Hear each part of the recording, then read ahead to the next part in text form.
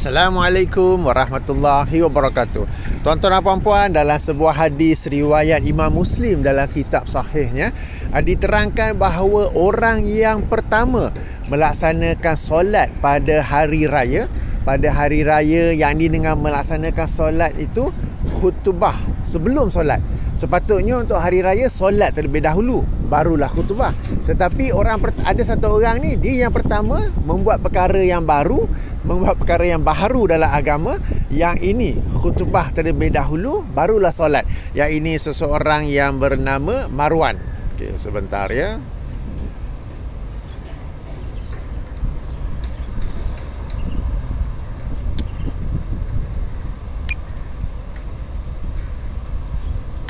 Okey, seorang yang bernama Marwan. Lalu ada seorang lain yang menegurnya bahawa yang benar ialah untuk solat hari raya ialah solat terlebih dahulu, barulah khutbah. Okey, tuan-tuan dan puan-puan, okey, kalau supaya kita tidak keliru, pada hari Jumaat, okey, solat Jumaat, maka tertibnya ialah khutbah terlebih dahulu baru solat, dan khutbah tu memang wajib didengar.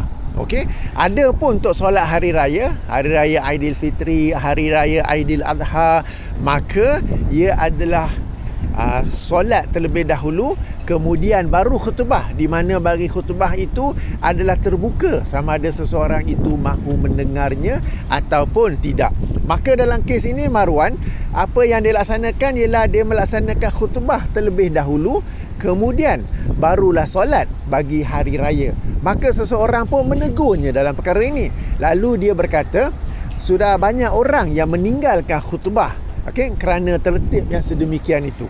Okey, lalu perawi hadis Abu Sa'id Al-Khudri menerangkan bahawa apa yang ditegur oleh lelaki itu adalah benar, dan apa yang dilakukannya juga adalah benar, kerana Rasulullah SAW pernah bersabda, sesiapa di kalangan kalian, sesiapa di antara kalian yang melihat satu kemungkaran, hendaklah dia ubah dengan tangannya.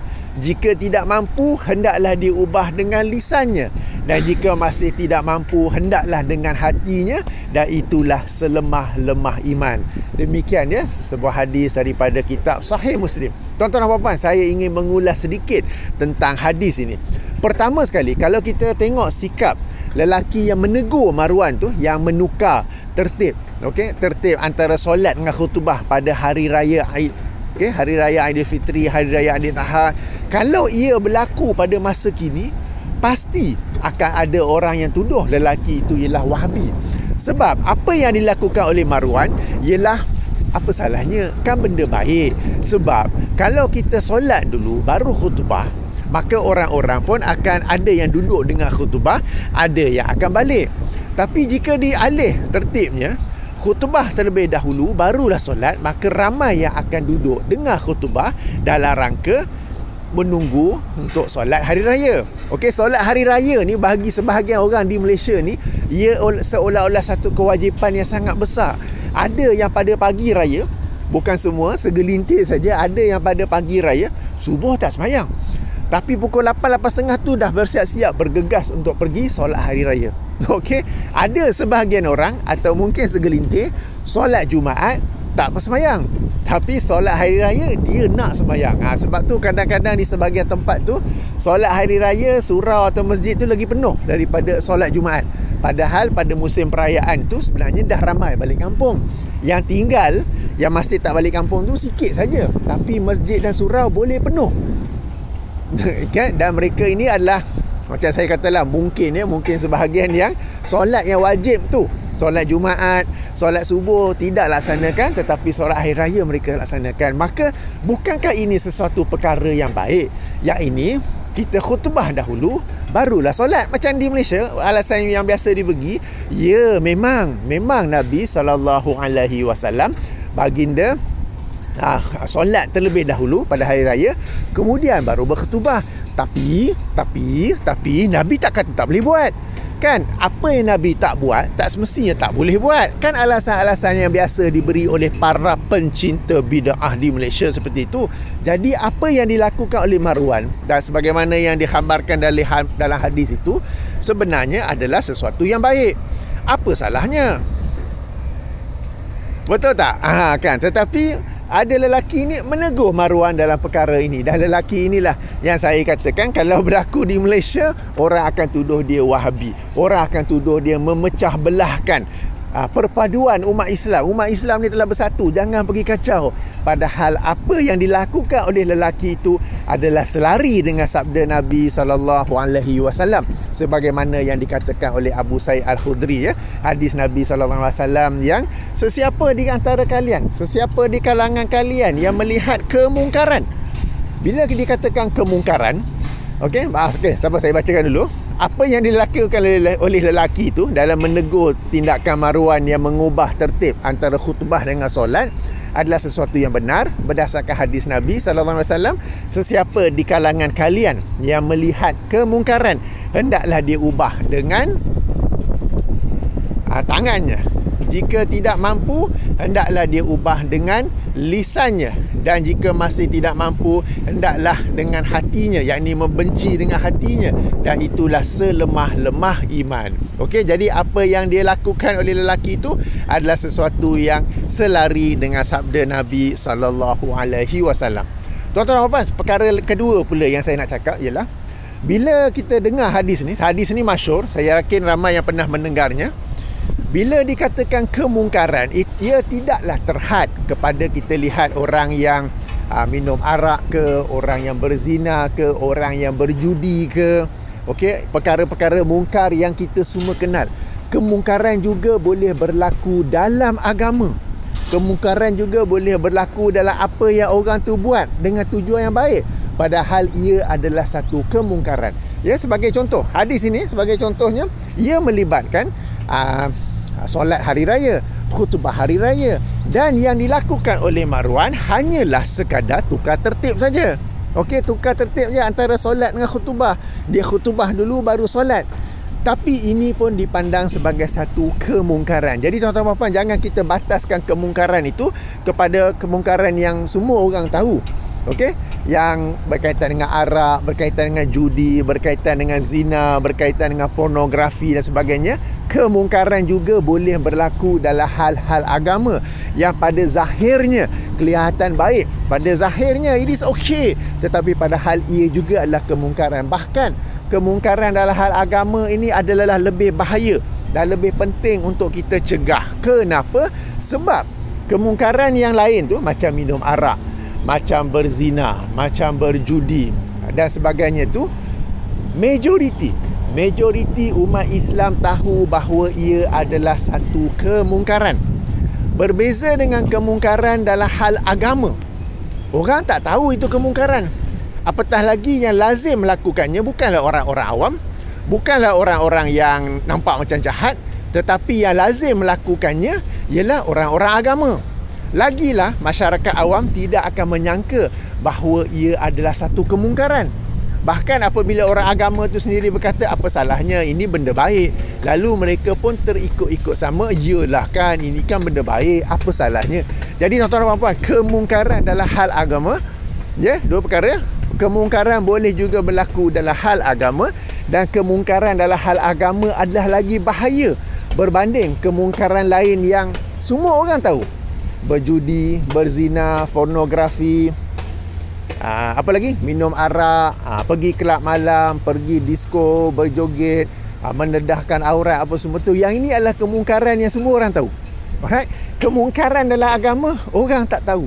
Dan inilah yang bahayanya. Kemudian kemungkaran dalam agama ni dilakukan oleh orang agama. Ish, takkanlah ustaz nak buat macam tu.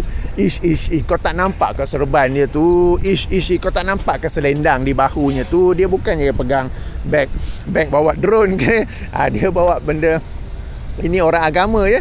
Jadi teman-teman, kemungkaran dalam agama adalah lebih penting untuk kita kenal pasti, dan lebih penting untuk kita jelaskan kepada masyarakat, sebab masyarakat sebahagiannya tidak tahu bahawa ia adalah satu kemungkaran. Baik, seterusnya daripada hadis itu, Rasulullah SAW memulakannya dengan sesiapa di antara kalian, sesiapa di kalangan kalian yang melihat kemungkaran, man ra'a minkum. Okey, sesiapa pun. Tetapi langkah pertama ialah mencegahnya dengan tangan. Okey, dalam hal ini sebahagian ulama berpandangan bahawa apabila dikatakan mencegahnya dengan tangan, maka ini adalah tindakan para penguasa, pihak berwajib dalam agama. Sebab kalau kita orang awam nak melakukannya, dibimbangi terlebih pula, dibimbangi terlajak pula. Sebenarnya nak tegur je, nak tepuk je, bang jangan buat ni, tapi dah geram sangat, permam sepak terus kan. Especially ustaz-ustaz pencinta bid'ah tu, memang kadang patut sepak sikit pun. Dia orang ni punya biadab kepada Allah, punya biadab kepada Rasulullah, dan mereka ni menganggap agama ni adalah milik mereka sendiri-sendiri, sehingga suka hati akulah, aku nak buat macam mana, apa salahnya, ia benda yang baik. Jadi meskipun hadis ini dimulakan dengan sesiapa dari kalangan kalian yang melihat kemungkaran, hendaklah dia ubah dengan tangan, maka yang ubah dengan tangan ini sebaiknya diserahkan kepada pihak berwajib. Okey, meskipun pada hakikatnya pihak berwajib di negara kita yang tercinta ni, di Malaysia ni, masih banyak ruang untuk diperbaiki. There a lot of room for improvement. Ini bahasa saya yang paling baik kan. Kita pun sama-sama ambil maklum tentang perkembangan pindaan fatwa yang berlaku ke atas tarikat Naqsyabandiyah kan, yang macam mana ia boleh berlaku daripada mereka yang kita harapkan menjaga agama tetapi membenarkan pula sesuatu yang sangat memuskilkan, ya, asalkan dalam kerangka ahli sunnah wal jamaah. Habis tu yang lain-lain yang dikatakan sesat, menyesatkan apa semua tu tak dalam ahli sunnah wal jamaah ke? Okey, lari topik pula. Maka kita ni yang sebaiknya kita ambil langkah yang kedua, yang ini menegur dengan lisan. Okey, kita tegur dengan lisan. Yang menggunakan tangan itu kita serahkan kepada pihak berwajib. Moga-moga di kalangan mereka ada yang benar-benar memegang amanah mereka di dunia ini, kerana mereka akan disoal di hari akhirat kelak, ya. Kita sebagai masyarakat awam, kita lakukan yang langkah kedua, yang ini mengubahnya dengan lisan. Kalau kita mampu untuk membuat video bagi menjelaskan kesalahan, kemungkaran tersebut, kita lakukan. Kalau tidak, kita mungkin boleh menulis di Facebook, di media sosial, ataupun menegur. Tetapi poin penting, sebelum kita nak menegur, sebelum kita nak kata ia satu kemungkaran, kita sendiri hendaklah memiliki ilmu supaya kita kenal ia sebagai benar-benar satu kemungkaran. Sebab mungkin ia sebenarnya perkara yang betul, perkara yang makruf, tetapi kita pula yang menilainya sebagai perkara yang mungkar, lalu membuat video ataupun membuat tulisan, membuat teguran bahawa ialah satu kemungkaran, padahal yang benar ialah sebaliknya, ya. Kemudian langkah yang ketiga, jika dengan lisan pun tidak mampu, maka hendaklah dengan hati, yang ini kita membencinya. Dan antara cara membencinya ialah kita tidak turut serta dengan perkara kemungkaran agama itu. Baik kemungkaran dalam hal lain yang dikenal pasti, okey, seperti merokok, itu adalah satu kemungkaran. Paru-paru ini adalah milik Allah, bukan milik kita, dan Allah mengamanahkan kita untuk menjaganya. Tetapi ada orang yang mengkhianati amanah tersebut. Dia memasukkan perkara-perkara yang berbahaya kepada paru-paru itu, baik rokok, baik e-cigarette, baik vape. Ini adalah kemungkaran yang patut kita tegur, kita nasihat. Kalau kita tak mampu, paling-paling kurang jangan join. Itu adalah tanda kita membencinya dan kita ingin mengubahnya dengan hati. Janganlah aku tak isap rokok, tapi aku sekadar join saja. Tak. Antara cara yang kita membenci kemungkaran tu, kita menolak kemungkaran itu, ialah paling-paling yang tak mampu ialah dengan hati. Dan antaranya ialah kita jangan turut serta. Jangan turut serta. Sama juga katakan di pejabat, orang sembang-sembang, lalu dalam sembang-sembang tu mengaibkan orang lain, dan ini adalah satu perkara yang salah. Nak tegur macam siapalah aku nak tegur? Okey, paling-paling ialah membencinya dengan hati. Paling-paling ialah ingin mengubahnya dengan hati. Dan salah satu caranya ialah jangan anda turut serta. Jangan anda duduk bersama. Jika anda duduk bersama, anda telah pun dikira bersubahat. Jadi tuan-tuan dan puan-puan, ini adalah perkara penting. Dan yang langkah terakhir itu, yang ini mengubahnya dengan hati, membencinya dengan hati, ialah apa yang disebut oleh Nabi SAW sebagai selemah-lemah iman. Tuan-tuan dan puan-puan, kita mesti ada pendirian, kita mesti ada prinsip di mana kemungkaran itu hendaklah diubah. Dengan tangan, macam saya kata tadi, patut kita serahkan kepada mereka yang berkuasa, yang berwajib. Yang langkah kedua ialah dengan lisan, kita sepatutnya tegur. Dan dengan lisan ini sama-sama kita hafal surah Wal Ars, kan? demi masa sesungguhnya manusia ini dalam kerugian. Okey, kecuali siapa? Mereka yang beriman, mereka yang beramal soleh dan berpesan-pesan kepada kebenaran dan berpesan-pesan kepada kesabaran. Dan kita, jadi berdasarkan ayat ini, kita sepatutnya berpesan-pesan, tetapi kita tidak pula berpesan-pesan kepada kepada kebenaran. Lalu langkah yang paling akhir, yang paling teruk lah, ialah kita membencinya dengan hati.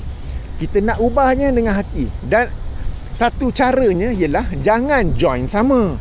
Apabila anda ni kemungkaran, tapi anda pun join sama, berarti anda pun setuju dengan apa dibuat. Bukannya anda membenci, bukannya anda ada keinginan untuk mengubahnya. Jadi tuan-tuan dan puan-puan ya, hadis ini sangat penting. Dan yang terakhir tu, Nabi SAW menyebut sebagai selemah-lemah iman.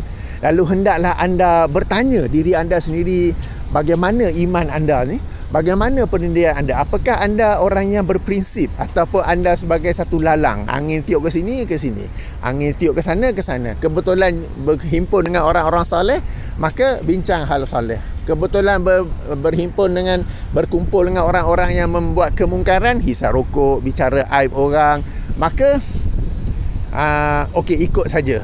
Dah aku tak ada geng.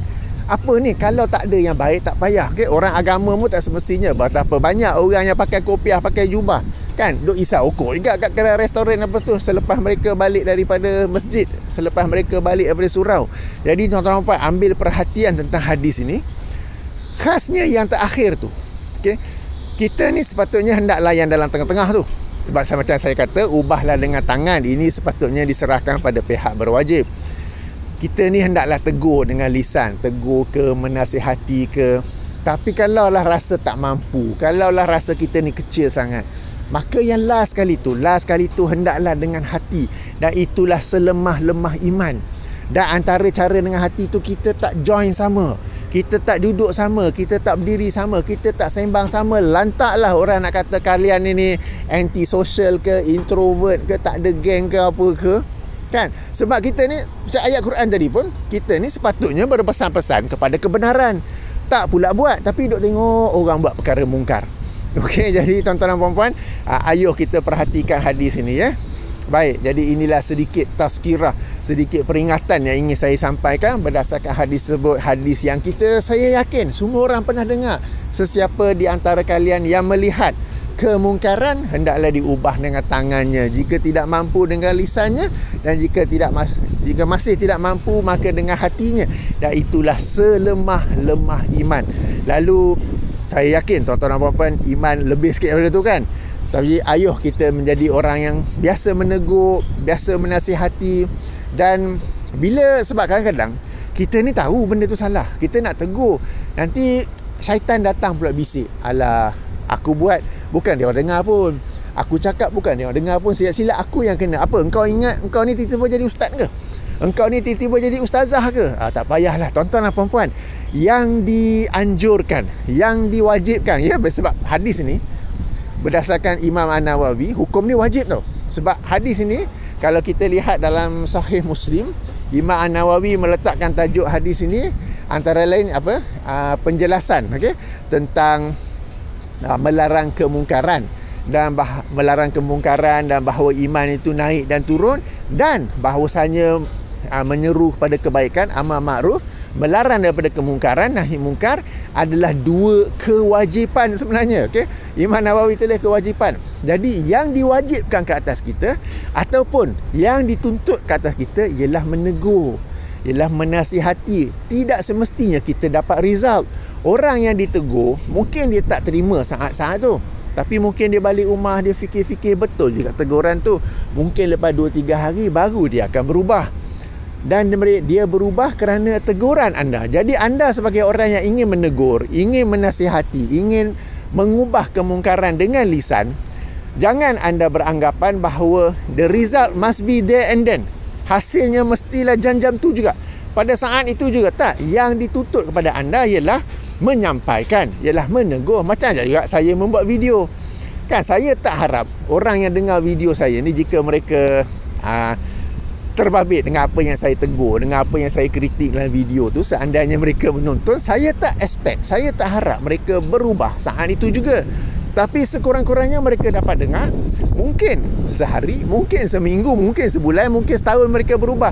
Tapi yang penting ialah saya menjalankan tanggungjawab saya. Saya menjalankan peranan saya untuk mengubah kemungkaran dengan lisan.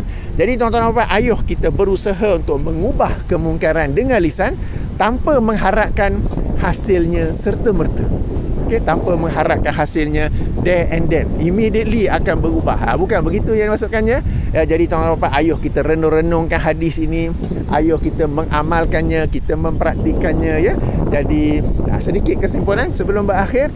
Pertama sekali, kemungkaran bukan saja berlaku dalam perkara-perkara yang dikenal pasti oleh semua orang, seperti berjudi, berzina, minum arak dan sebagainya. Tetapi ia juga boleh berlaku dalam perkara-perkara agama yang pada zahirnya nampak baik, benda baik. Apa salahnya? Memang Nabi tak buat, Nabi tak kata jangan buat, kan?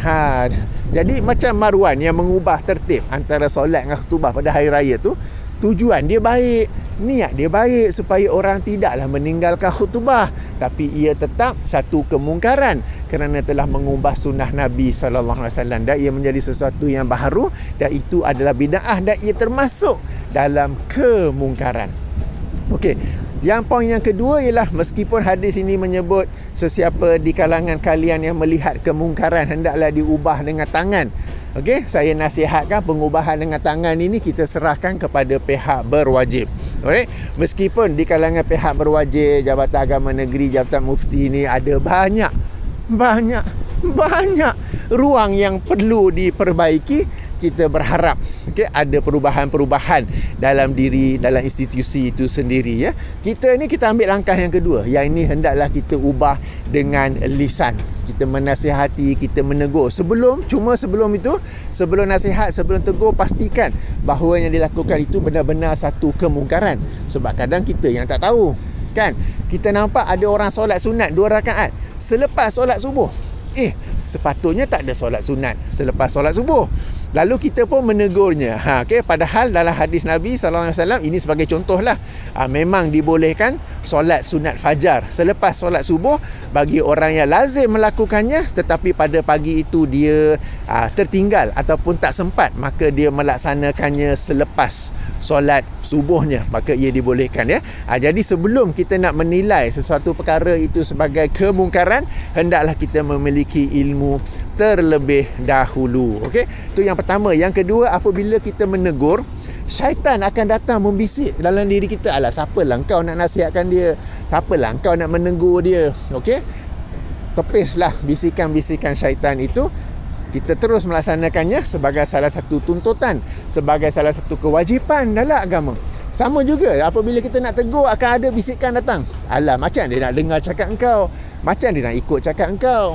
Kau cakaplah dia 10 kali pun dia tak dengar pun. Tak apa tuan-tuan puan, kewajipan kita ataupun apa yang dituntut ke atas kita ialah menegur, ialah menasihati. Hasilnya kita serahkan kepada Allah.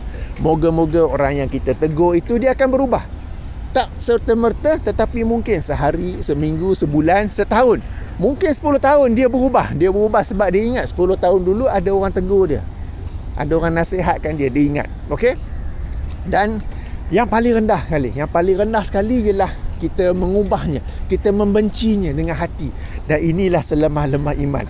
Dan antara bukti kita membencinya dengan hati, kita ingin mengubahnya dengan hati, ialah kita tidak duduk bersama, kita tidak berdiri bersama, tidak duduk bersama dengan orang-orang yang melakukan kemungkaran, tak duduk bersama dengan orang yang isap rokok, tak duduk bersama dengan orang yang membicarakan aib individu.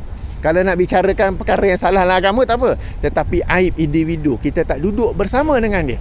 Okey, dan inilah yang selemah-lemah iman ya. Jadi tuan-tuan, ayuh kita amalkan hadis ini, ayuh kita praktikan hadis ini dalam kehidupan harian kita. Subhanakallahumma wa bihamdika, asyhadu an la ilaha illa anta, astaghfiruka wa atubu ilaika.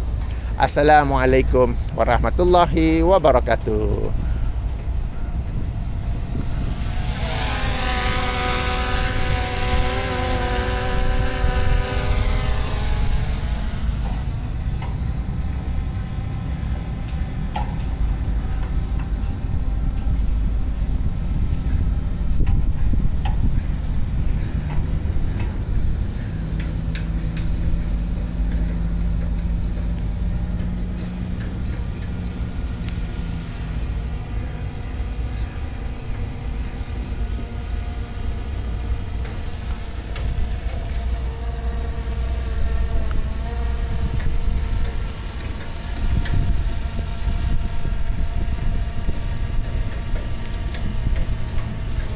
landing.